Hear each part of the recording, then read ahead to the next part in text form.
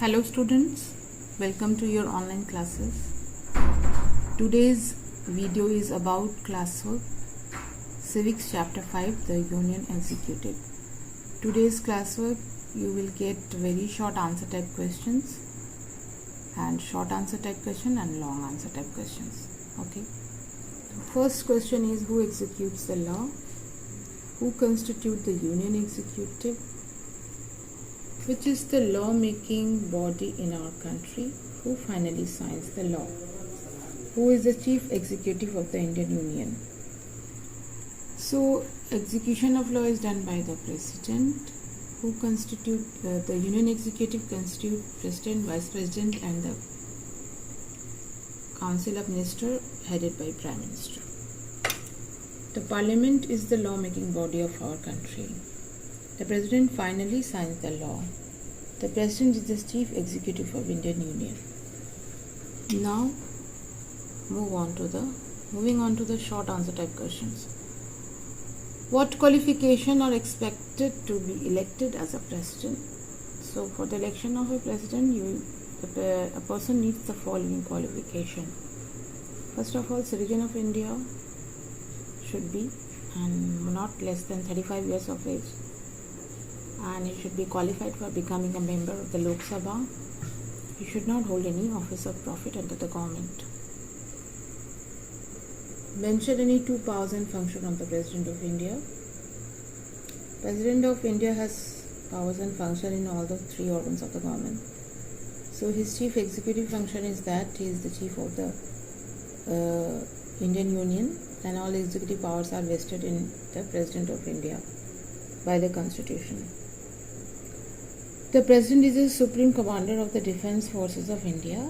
She can declare war, make peace and treaties with the other countries. Third question is, what are the judicial powers of the President? The judicial powers of the President are that he or she can reduce the sentence of any convicted person. In case of any question of law or matter of public importance, she can take the advisory opinion of the Supreme Court. Fourth question is, write a short note on the Vice President. The Vice President's function is ex officio chairman of the Rajya Sabha. The qualifications of the Vice President are the same, but except that he should be eligible for the member of becoming the member of Rajya Sabha.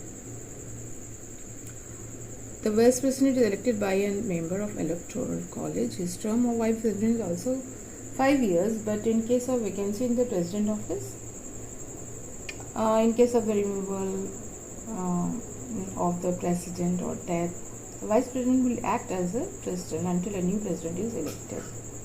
In such times, he or she will not act as a Chairman of the Rajya Sabha. Now,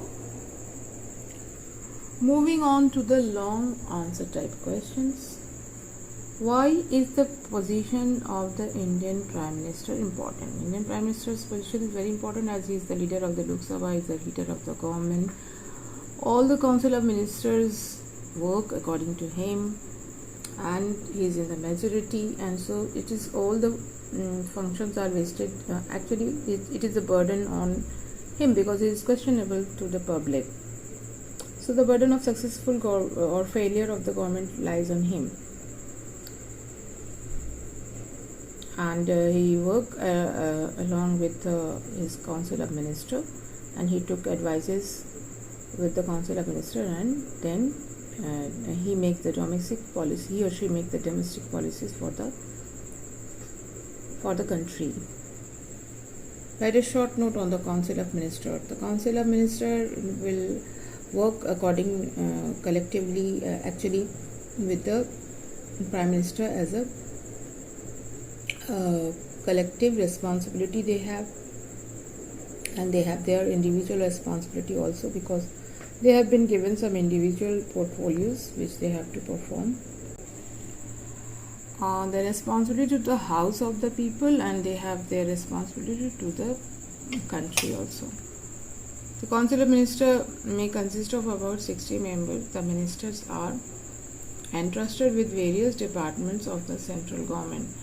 The Council of Ministers will not be more than 60 members, and it is actually chosen by the Prime Minister, and they are appointed by the President of India. So that's about the very short and long questions. So complete your work in your fair notebooks. Okay.